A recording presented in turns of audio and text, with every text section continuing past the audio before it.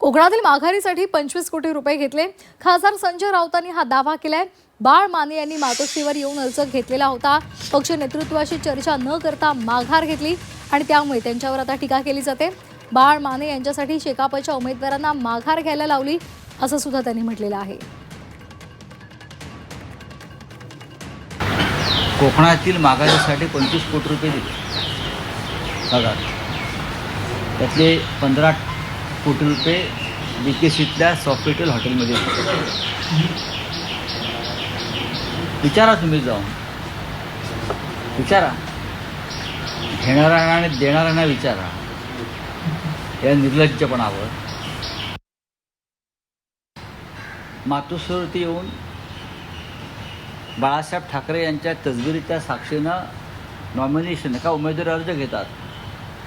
तिथून ते सिद्धिविनायक मंदिरात जातात.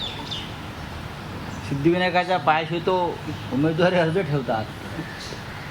सिद्धिविनायकाचे आशीर्वाद घेतात. कपाळाला सिद्धिविनायकाचा शेंदूर लावतात, काय ते लावतात, प्रसाद घेतात, पिळा लावतात. हिंदुत्ववादी ना. आणि कोकणात जाऊन हिंदुत्वाचा बुच लावतात. सगळे हिंदुत्ववादी एकत्र आले गद्दारीसाठी. फोटो पहा मी टाकला आहे.